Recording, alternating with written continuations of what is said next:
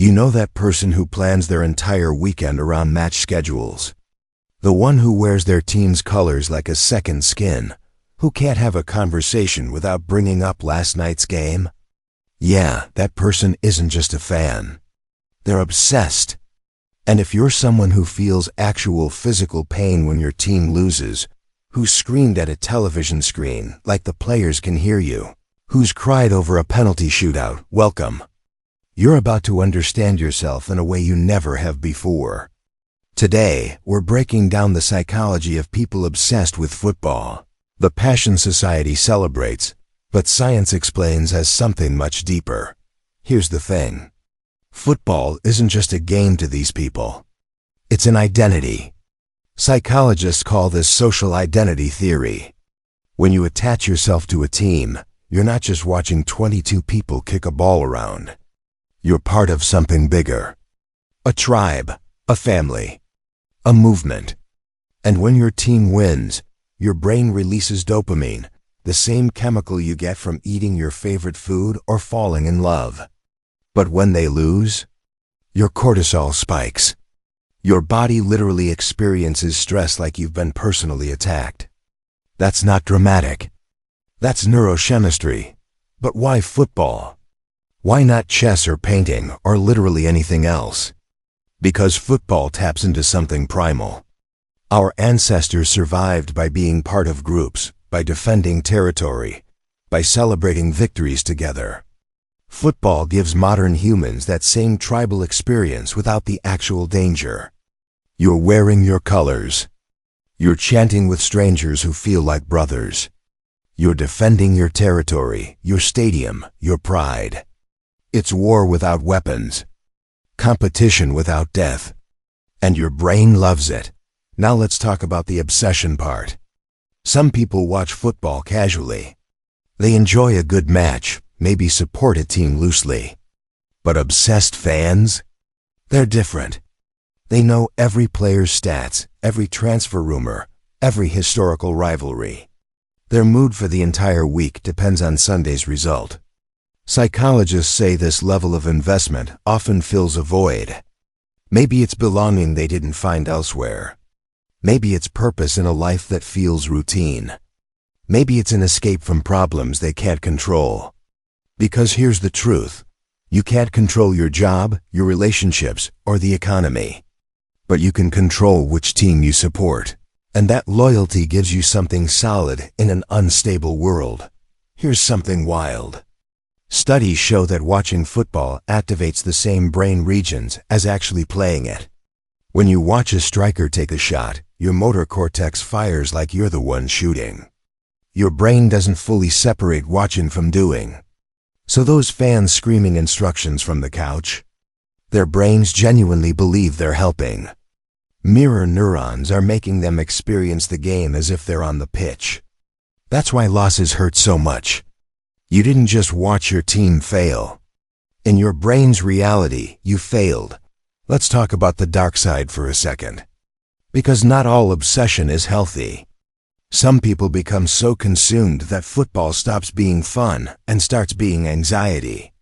They can't enjoy a match because they're too stressed. They fight with loved ones over game results. They base their self-worth on wins and losses. For them, football isn't an escape anymore. It's a prison. The line between passion and obsession is thin, and it's important to ask yourself, does football add to your life, or has it become your entire life? But for most obsessed fans, football is medicine. It's community for the lonely. It's excitement for the bored. It's hope for the hopeless. Every season is a fresh start. Every match is a story. And even when your team is terrible, even when you've been let down 1,000 times, you come back. Because that's what real love looks like. Unconditional, irrational, beautiful in its stubbornness. Psychologists call this commitment bias. You've invested so much time, emotion, and energy that walking away feels impossible. But fans call it loyalty. Here's what society doesn't understand. They see a grown adult crying over a football match and think it's silly. But those tears aren't about a game. They're about belonging to something bigger than yourself. They're about shared suffering with millions of strangers. They're about the only place where a CEO and a construction worker stand side by side, equal, united by the same colors. Football gives people what modern life often strips away: genuine, unfiltered emotion in a world that tells us to stay composed. And let's be real, the rituals matter just as much as the game. The pre-match routines, the lucky jersey that hasn't been washed in 3 seasons, the specific seat you sit in, the friends you only see on match days. These aren't just habits. They're anchors. They give structure to chaos. They make life predictable in the best way. Psychologists say rituals reduce anxiety and increase feelings of control. So that fan who eats the same meal before every match, they're not superstitious. They're self-soothing. There's also the dopamine cycle. Every match is a gamble. Will they win? Will they lose? Will there be a last-minute miracle goal? That uncertainty keeps your brain hooked. It's the same mechanism that makes gambling addictive, except football is socially acceptable and doesn't drain your bank account. Well, not as much. Your brain craves that unpredictability, the not knowing. Because when your team does pull off the impossible, when they score that screamer in the 93rd minute, the dopamine rush is worth every second of suffering. Let's talk about the haters for a second. The people who say obsessed football fans are wasting their lives. That it's just millionaires kicking a ball. That it doesn't matter. But here's the thing, meaning is subjective. If football brings you joy, connection, and purpose, then it matters, period. You don't need to justify your passion to anyone. Some people find meaning in books. Some in travel. Some in football. None of it is objectively more valuable than the other. What matters is how it makes you feel. Here's something beautiful. Football connects generations. Grandfathers pass down team loyalty like family heirlooms. Fathers take sons to their first match, and decades later, those sons do the same. It's one of the few traditions still standing in a world where everything else is disposable. Your team might change players, managers, even stadiums, but the colors stay the same. The anthem stays the same. The feeling stays the same. That continuity is rare and precious. Now, some fans take it to another level. They travel thousands of miles to support their team. They spend money they don't have on tickets and jerseys. They learn foreign languages just to follow their club's news. Psychologists would say this is extreme investment, but these fans would say it's love. And honestly, who's to say they're wrong? If someone spends their money on travel, we call them adventurous. If they spend it on football, we call them obsessed. The judgment is inconsistent, but here's where it gets interesting. Football obsession is gendered in a weird way. Society accepts male fans screaming at screens, but when women show the same passion, they're often questioned. Are you a real fan, or are you just here for the players? Do you actually understand the offside rule? This gatekeeping reveals something uncomfortable. People are more comfortable with male emotional expression when it's channeled through sports. Women who are obsessed with football often have to prove their knowledge in ways men never do.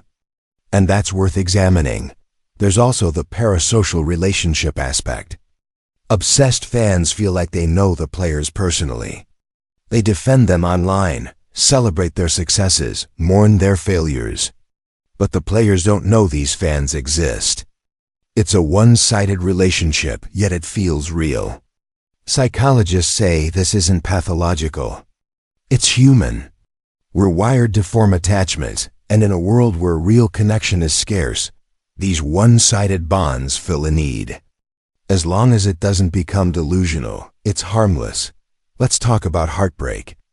Because football fans experience it constantly. Your team builds your hopes all season, and then they crumble in the final. Or they lose to their biggest rival.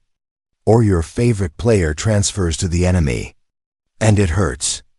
Genuinely hurts. Studies show that the emotional pain of your team losing activates the same brain regions as physical pain or personal rejection. So when a fan says their heart is broken, they're not being melodramatic.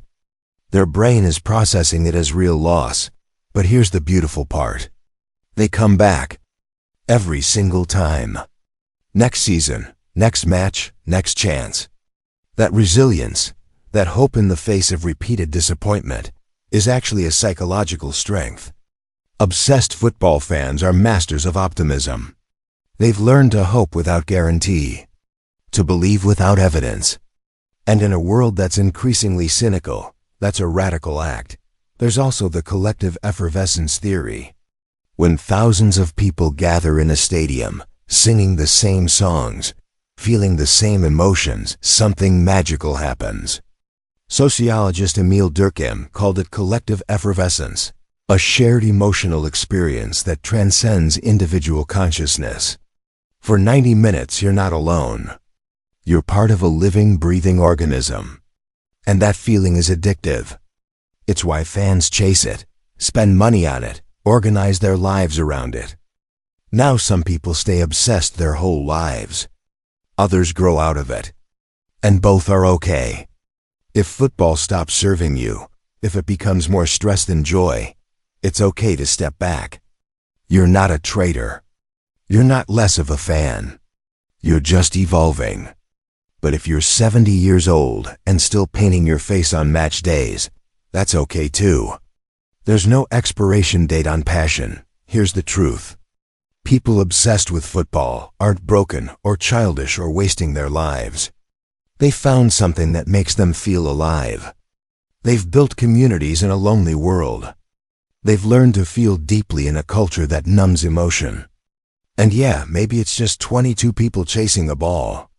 But it's also hope, identity, belonging, and joy wrapped into 90 minutes.